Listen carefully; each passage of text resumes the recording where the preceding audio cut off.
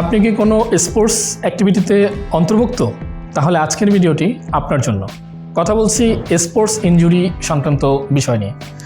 Sports ইনজুরির একটি common বা প্রচলিত শব্দ ACL injury. ACL anterior cruciate ligament, যেটি আমাদের হাঁটুর একটি গুরুত্বপূর্ণ লিগামেন্ট যা হাঁটুর স্থিতিশীলতা বজায় রাখতে সাহায্য করে। এসিএল ইনজুরি কেন হয়? সাধারণত দুইটি কারণে এসিএল ইনজুরি হতে পারে।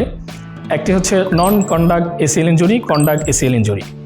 দুটি ভাগে ভাগ করলে যেটি কন্ডাক্ট এসিএল ইনজুরি, তার মধ্যে ডিরেক্ট যদি আপনার হাঁটুতে কোনো আঘাতপ্রাপ্ত হয় তাহলেই সেটি কন্ডাক্ট এসিএল ইনজুরির অন্তর্ভুক্ত হবে। খেলাধুলা অথবা যে কোনো আঘাতের ফলে অথবা খেলাধুলার সরঞ্জাম যদি আপনার ঠিকমতো না থাকে তাহলে সেটি নন কন্ডাক্ট এসিএল ইনজুরির অন্তর্ভুক্ত হবে। এসিএল ইনজুরি হলে আপনি কিভাবে বুঝবেন প্রাথমিক অবস্থায় যে আপনার এসিএল ইনজুরি হয়েছে? হাঁটু ফুলে যাবে, হাঁটুতে তীব্র ব্যথা হবে, ভারসাম্য ধরে রাখতে আপনার কষ্ট হবে এবং আপনি হাঁটুটি নাড়াচাড়া করতে পারবেন না। এসিএল ইনজুরিকে তিনটি ভাগে ভাগ করা হয়: গ্রেড 1, গ্রেড 2 এবং grade 3। Grade 1 minor injury, grade 2 partial tear এবং গ্রেড 3 হচ্ছে কমপ্লিট টিয়ার। বিভিন্ন গ্রেডের ধাপ অনুযায়ী চিকিৎসা পদ্ধতিও ভিন্নতা হয়ে থাকে। গ্রেড 1 এবং গ্রেড 2 এর ক্ষেত্রে বাসায় আপনি প্রাথমিক চিকিৎসা নিতে পারেন। সেক্ষেত্রে হাঁটুটিকে বিশ্রামে দিতে পারেন, বরফের শেক নিতে পারেন এবং একজন ফিজিওথেরাপি শরণাপন্ন হয়ে প্রপার অ্যাসেসমেন্ট এবং ডায়াগনোসিসের মাধ্যমে ট্রিটমেন্ট প্ল্যান গ্রহণ করতে পারেন। এবং গ্রেড 3 এর ক্ষেত্রে